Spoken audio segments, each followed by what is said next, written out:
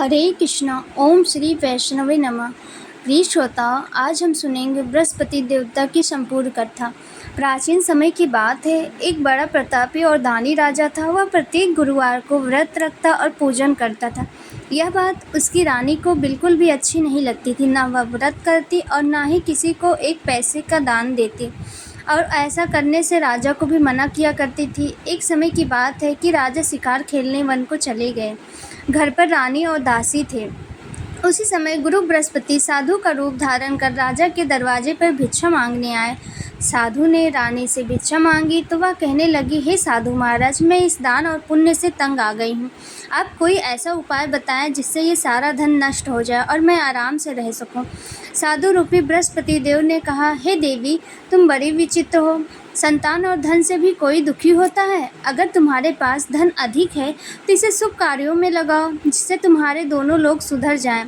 परंतु साधु की इन बातों से रानी खुश नहीं हुई। उसने कहा, मुझे ऐसा धन की आवश्यकता नहीं है जिसे मैं अन्य लोगों को दान दूं और जिससे संभालने में ही मेरा पूरा समय नष्ट हो जाए। साधु ने कहा, यदि तुम्हारी ऐसी इच्छा है तो जैसे मैं तुम्हें बताता हूँ तुम वैसे वैसे ही करना। बृहस्पतिवार के दिन घर को गोबर से लीपना और अपने केसों को पीली मिट्टी से धोना। केसों को धोते समय स्नान करना और राजा से दाढ़ी बनवाने को कहना। भोजन में मांस मदिरा खाना। कपड़ा धोबी के हाथ धुलवाने देना। इस प्रकार 7 बृहस्पतिवार करने से तुम्हारा सारा धन नष्ट हो जाएगा। ऐसा कहकर साधु बने बृहस्पति देव अंतर ध्यान हो गए। फिर साधु के कहे अनुसार करते हुए रानी को केवल 3 ही बृहस्पतिवार बीते थे कि उसकी समस्त धन संपत्ति नष्ट हो गई। भोजन के लिए भी परिवार तरसने लगा। एक दिन राजा रानी से बोला, हे रानी, तुम यहीं रहो, मैं दूसरे देश को जाता हूँ, क्योंकि यहाँ पर मुझे सभी लोग जानते हैं, इसलिए मैं यहाँ कोई छोटा कार्य नहीं कर सकता। ऐसा कहकर राजा परदेश चला गया। वह जंगल में लकड़ी काट कर लाता और शहर में बेचता। इस तरह वह अपना जीवन व्यतीत करने लगा। इधर राजा के बिना रानी और दासी दुखी रहने लगी। एक समय जब रानी और दासियों को 7 दिन बिना भोजन से रहना पड़ा तो रानी ने अपनी दासी से कहा, हे दासी, पास में ही नगर में मेरी बहन रहती है, वह बड़ी धनवान है। तू उसके पास जा और कुछ लेकर आ ताकि थोड़ा बहुत गुजर बसर हो सके। दासी रानी की बहन के पास गई। उस दिन बृहस्पतिवार था। रानी की बहन उस समय बृहस्पतिवार की कथा सुन रही थी। दासी ने रानी की बहन को अपनी रानी का संदेश दिया, लेकिन रानी की बहन ने कोई उत्तर नहीं दिया। जब दासी को रानी की बहन से कोई उत्तर नहीं मिला तो वह बहुत दुखी हुई। उसे क्रोध भी आया। दासी ने वापस आकर रानी को सारी बात बताई। सुनकर रानी ने अपने भाग को कोसा। उधर रानी की बहन ने सोचा कि मेरी बहन की दासी आई थी, परंतु मैं उससे नहीं बोल सकी। इसके कारण वह बहुत दुखी हुई। कथा सुनकर और पूजन समाप्त कर वह अपनी बहन के घर गई और कहने लगी, हे बहन, मैं बृहस्पतिवार का व्रत कर रही थी, तुम्हारी दासी गई थी, परंतु जब तक कथा होती तब तक ना उठते हैं ना ही बोलते हैं, इसलिए मैं नहीं बोली। कहो दासी, क्यों गई थी? रानी बोली, बहन, हमारे घर का सारा अनाज खत्म हो गया है। ऐसा कहते कहते रानी की आंखों में आंसू आ गए। उसने दासियों समेत भूखा रहने की सारी बात बताई। बहन को बताने के बाद रानी की बहन बोली, बहन देखो, बृहस्पति देव सबकी मनोकामना पूर्ण करते हैं। देखो, शायद तुम्हारे घर में अनाज रखा हो। यह सुनकर दासी के भीतर गई और वहाँ से एक घड़ा अनाज का भरा मिला।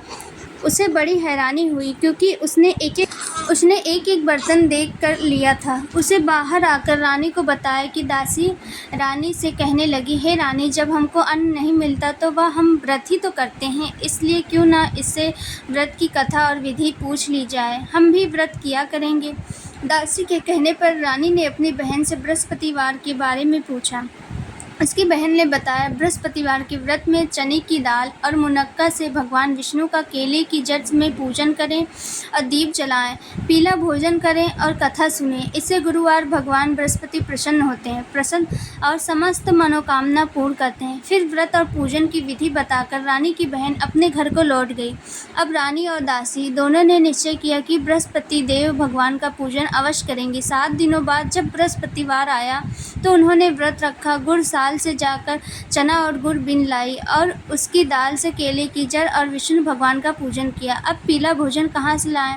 दोनों बहुत ही दुखी हुई, परंतु उन्होंने व्रत किया था, इसलिए बृहस्पति देवता ने प्रसन्न होकर एक साधारण व्यक्ति के रूप में 2 थालों में सुंदर पीला भोजन लेकर आए और दासी को देकर बोले, हे दासी, यह भोजन तुम्हारे लिए है और तुम्हारी रानी के लिए है। इससे तुम दोनों ग्रहण कर लेना। दासी भोजन पाकर बहुत ही प्रसन्न हुई। उसने रानी को सारी बात बताई। इसके बाद से वे प्रत्येक बृहस्पतिवार को बृहस्पति देवता का व्रत करते और पूजन करने लगे। बृहस्पति भगवान की कृपा से उनके पास धन हो गया, परंतु अब रानी फिर पहले की तरह आलस करने लगी। तब दासी बोली, देखो रानी, तुम पहले भी इसी प्रकार आलस करती थी। तुम्हें धन के रखने में कष्ट होता था, इसी कारण से सभी धन धान नष्ट हो गए। अब बृहस्पति देव की कृपा से हमें धन मिला है, तो फिर तुम आलसी करती हो। बड़ी मुश्किलों के बाद हमने यह धन पाया है, इसीलिए हमें दान पुण्य करना चाहिए। अब तुम भूखे मनुष्यों को भोजन कराओ, प्यासे को पानी पिलाओ, ब्राह्मणों को दान दो, कुआं, तालाब, बावड़ी आदि का निर्माण करवाओ, मंदिर में पाठशाला बनवाकर ज्ञान का दान दो, कुमारी कन्याओं का विवाह करवाओ, अर्थात धन को शुभ कार्यों में खर्च करो, जिससे तुम्हारे कल भी सुधर जाए और कुल का यश भी बढ़े और स्वर्ग प्राप्त हो और पितर प्रसन्न हो। दासी की बात मानकर रानी शुभ कार्य करने लगी। उसका यश फैलने लगा। एक दिन रानी और दासी आपस में विचार करने लगे कि ना जाने राजा किस दशा में होंगे। उनकी कोई खोज खबर नहीं है। उन्होंने श्रद्धापूर्वक बृहस्पति भगवान से प्रार्थना की कि राजा जहाँ कहीं भी हों, शीघ्र वापस आ जाएं। उधर राजा परदेश में बहुत ही दुखी रहने लगा। वह प्रतिदिन जंगल में लकड़ी काट कर बिन कर लाता और उसे शहर में बेचकर अपने दुखी जीवन को बड़ी कठिनाइयों से व्यतीत कर रहा था। एक दिन दुखी होकर अपनी पुरानी बातों को याद करके वह रोने लगा और उदास हो गया। ठीक उसी समय राजा के पास बृहस्पति देव साधु के वेश में आकर बोले, हे लकड़हारे, तुम इस सुनसान जंगल में किस चिंता में बैठे हो? मुझे बताओ। यह सुनकर राजा ने नेत्रों में जल भर आया। साधु की वंदना कर राजा ने संपूर्ण वृत्तांत सुनाया। महात्मा दयालु होते हैं। वे राजा से बोले, हे राजा, तुम्हारी पत्नी ने बृहस्पति देव के प्रति अपराध किया था, जिसके कारण तुम्हारी यह दशा हुई। अब तुम किस प्रकार की चिंता मत करो, भगवान तुम्हें पहले से अधिक धन देंगे। देखो, तुम्हारी पत्नी ने बृहस्पतिवार का व्रत प्रारंभ कर दिया है। अब तुम भी चने की दाल और गुड़ जल के लोटे में डालकर केले का पूजन करो, फिर कथा सुनो और कहो, बृहस्पति भगवान तुम्हारी सब मनोकामना पूर्ण करेंगे। साधु की बात सुनकर राजा बोला, हे प्रभु, लकड़ी बेचकर इतना धन नहीं बचता जिससे भोजन करने के बाद मैं कुछ बचा सकूं, और मैंने रात्रि में अपनी रानी को व्याकुल देखा है। मेरे पास कोई साधन नहीं है जिससे उनका समाचार जान सकूं। फिर मैं बृहस्पति देव की क्या कहानी कहूं, और यह भी मुझको मालूम नहीं है। साधु ने कहा, हे राजा, मन में बृहस्पति भगवान के पूजन का व्रत निश्चय करो। वे स्वयं तुम्हारे लिए कोई रास्ता बना देंगे। बृहस्पतिवार के दिन तुम रोजाना की तरह लकड़ी लेकर शहर में जाना। तुम्हें रोज से 2 गुना धन मिलेगा, जिससे तुम बृहस्पतिवार का व्रत आराम से कर सकते हो। बृहस्पति देव की पूजा का सामान भी आ जाएगा। तो तुमने बृहस्पतिवार की कहानी के बारे में पूछा है, वह इस प्रकार है। बृहस्पति देव की कहानी। सभी प्रेम से बोलिए, बृहस्पति भगवान की जय। प्राचीन काल में एक बहुत ही निर्धन ब्राह्मण था। उसकी कोई संतान नहीं थी। वह नित्य पूजा पाठ करता, लेकिन उसकी पत्नी ना स्नान करती, ना ही किसी देवता का पूजा करती। इस कारण ब्राह्मण देवता बहुत ही दुखी रहते। भगवान की कृपा से ब्राह्मण के यहाँ एक कन्या उत्पन्न हुई। कन्या बड़ी होने लगी। प्रातःकाल स्नान करके वह भगवान विष्णु का जप करती, बृहस्पतिवार का व्रत भी करने लगी। पूजा पाठ समाप्त करके पाठशाला जाती तो अपनी मुट्ठी में जौ भरकर ले जाती और पाठशाला जाने के मार्ग में डालती जाती। लौटते समय वह वही जौ सोने के हो जाते तो उनको बीनकर घर ले आती। एक दिन वह बालिका सूप में उन सोने के जौ को फटकार रही थी, साफ कर रही थी कि तभी उसकी माँ ने देखा और कहा, हे बेटी, सोने के जौ को फटकारने के लिए सोने का सूप भी तो होना चाहिए। दूसरे दिन गुरुवार था। कन्या ने व्रत रखा और बृहस्पति देव से सोने का सूप देने की प्रार्थना की। बृहस्पति देव ने उसकी प्रार्थना स्वीकार कर ली। रोजाना की तरह वह कन्या जौ फैला चली गई। पाठशाला से लौटकर जब वह जौ बिन रही थी तो बृहस्पति देव की कृपा से उसे सोने का सूप मिला। उसे वह घर ले आई और उससे जौ साफ करने लगी, परंतु उसकी माँ का वही ढंग ही रहा। एक दिन की बात है, कन्या सोने की सूप में जब जौ साफ कर रही थी, उसी समय उस नगर का राजकुमार वहाँ से निकला। कन्या के रूप में को देखकर वह बहुत ही मोहित हो गया। राजमहल आकर वह भोजन तथा जल त्याग कर उदास होकर लेट गया। राजा को जब राजकुमार द्वारा अन्न जल त्यागने का समाचार प्राप्त हुआ तो वह अपने मंत्रियों के साथ वह अपने पुत्र के पास गया और कारण पूछा। राजकुमार ने राजा को उस लड़की के घर का पता भी बता दिया। मंत्री उस लड़की के घर गया। मंत्री ने ब्राह्मण के समक्ष राजा की ओर से निवेदन किया और फिर जिसे ब्राह्मण देवता ने स्वीकार कर लिया। फिर कुछ दिनों के बाद ब्राह्मण की कन्या का विवाह राजकुमार के साथ संपन्न हो गया। इधर कन्या के घर से जाते ही ब्राह्मण के घर में पहले की तरह गरीबी का निवास हो गया। एक दिन दुखी होकर ब्राह्मण अपनी पुत्री से मिलने गया। पुत्री ने पिता की अवस्था देखकर बहुत ही दुखी हुई और अपनी माँ का समाचार पूछा। ब्राह्मण देवता ने सभी का हाल कहकर सुनाया। कन्या ने बहुत सारा धन देकर अपने पिता को विदा किया, लेकिन कुछ दिनों के बाद फिर वही हाल हो गया। ब्राह्मण फिर अपनी कन्या के यहाँ गया और सभी का हाल सुनाया तो पुत्री कहने लगी, हे पिता, अब की बार आप माता जी को यहाँ लिवा लाइए, मैं उन्हें वह विधि बता दूंगी जिससे गरीबी दूर हो जाएगी। ब्राह्मण देवता अपनी पत्नी के साथ लेकर अपनी पुत्री के पास राजमहल पहुँचे तो पुत्री ने अपनी माँ को समझाने लगी, हे माँ, तुम प्रातःकाल स्नान आदि करके विष्णु भगवान का पूजन करो तो सब दरिद्रता दूर हो जाएगी। परंतु उसकी माँ ने उसकी एक बात भी नहीं मानी। वह तो प्रातःकाल उठकर अपनी पुत्री का बचा जूठन खा लेती थी। एक दिन उसकी पुत्री को बहुत ही गुस्सा आया। उसने अपनी माँ को एक कोठरी में बंद कर दिया। प्रातः उसे स्नान आदि करा के पूजा पाठ करवा तो उसकी माँ की बुद्धि ठीक हो जाएगी। इसके बाद वह नियम से पूजा पाठ करने लगी। प्रत्येक बृहस्पतिवार को व्रत रखने लगी। इस व्रत के प्रभाव से मृत्यु के बाद वह स्वर्ग को गई और ब्राह्मण देवता भी सुखपूर्वक इस लोक से सुख भोग कर स्वर्ग लोक को प्राप्त हुए। इस तरह कहानी कहकर साधु देवता वही आलोक हो गए। प्रेम से बोलिए बृहस्पति देवता की जय। धीरे धीरे समय बीतता गया और बृहस्पति का दिन आया। राजा जंगल में लकड़ी काटकर शहर में बेचने गया। उसे उस दिनों दिन अधिक धन मिला। राजा ने गुड़ चने आदि लाकर बृहस्पति का व्रत किया।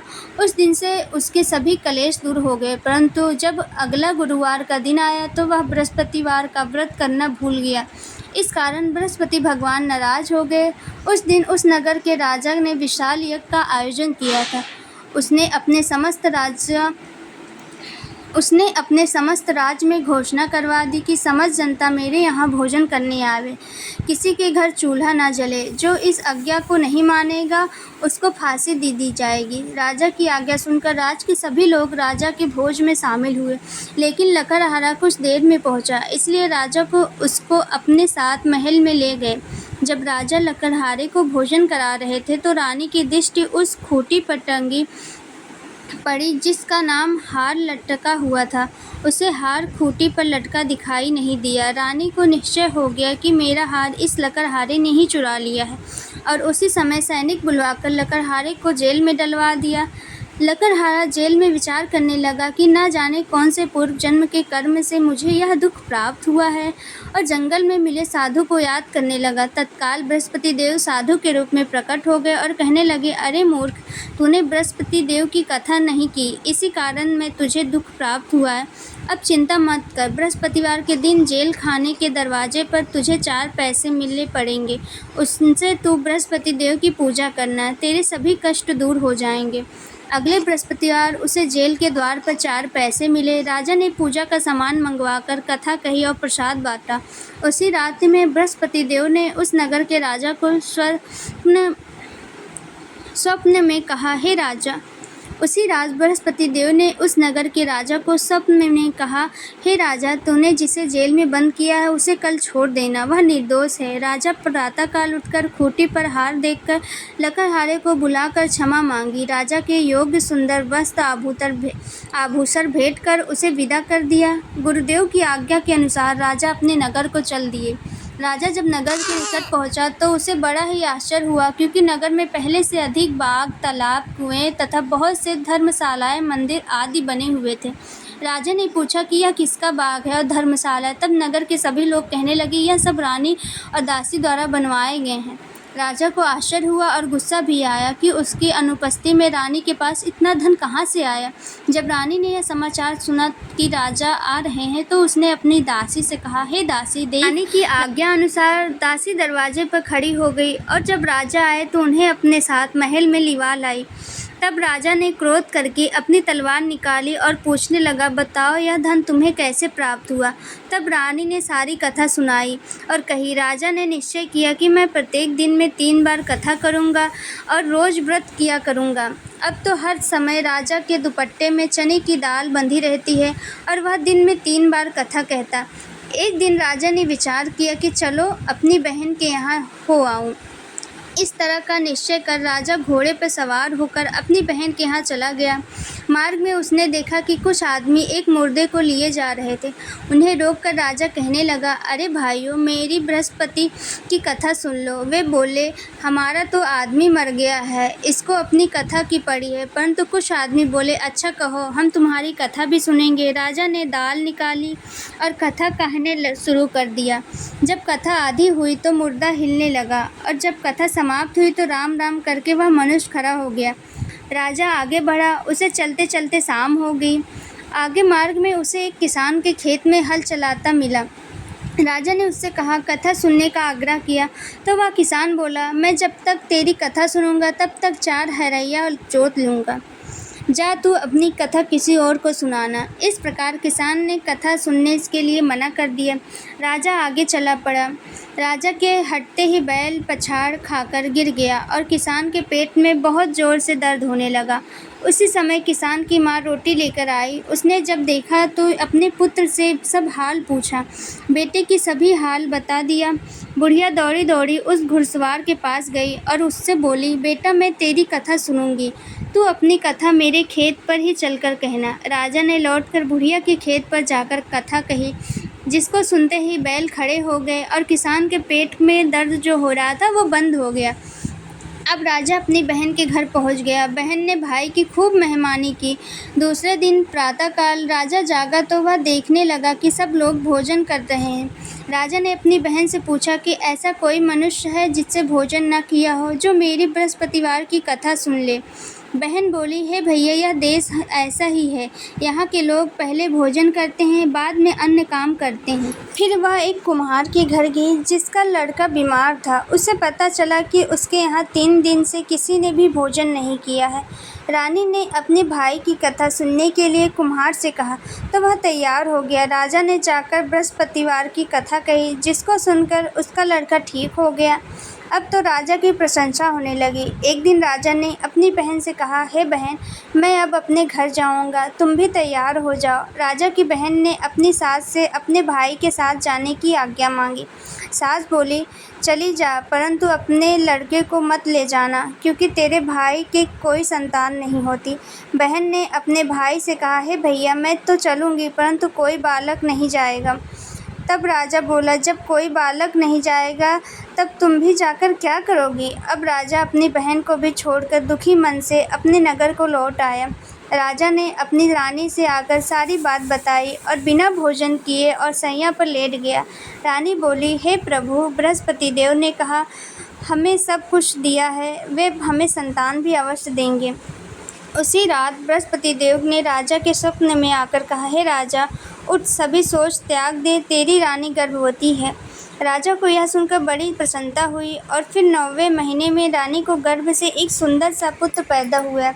तब राजा बोला, हे रानी, स्त्री बिना भोजन के रह सकती है, परंतु बिना कहे नहीं रह सकती। जब मेरी बहन आए तब तुम उससे कुछ मत कहना। रानी ने हाँ कर दिया। जब राजा की बहन ने यह शुभ समाचार सुना तो वह बड़ी खुश हुई और बधाई लेकर अपने भाई के यहाँ ने तब उसे आने का उल्हाना दिया। तब बहन बोली, भाभी, अगर मैं इस प्रकार न कहती तो तुम्हारे घर संतान कैसे होती। बृहस्पति देव सभी की मनोकामना पूर्ण करते हैं। जो साधना पूर्ण बृहस्पति का व्रत करता है और कथा सुनता है अथवा सुनता है दूसरों को सुनाता है, बृहस्पति देव उसकी सभी मनोकामना पूर्ण करते हैं, उनकी सदैव रक्षा करते हैं। जो संसार में साधना से गुरु देव का पूजन और व्रत करते हैं, हृदय से करते हैं, जैसे सच्ची भावना से रानी और राजा ने बृहस्पति देव की कथा का गुणगान किया तो उसकी सभी इच्छाएं बृहस्पति देव ने पूर्ण की। इसलिए अनजाने में बृहस्पति देव की कभी उपेक्षा न करें। ऐसा करने से सुख शांति नष्ट हो जाती है। इसलिए सभी को कथा सुनने के बाद प्रसाद लेकर जाना चाहिए और हृदय से बृहस्पति देव का नमन करना चाहिए। बोलो बृहस्पति देव। करते हैं आज की कथा आपको पसंद आई होगी तो चैनल को लाइक और सब्सक्राइब जरूर करिएगा।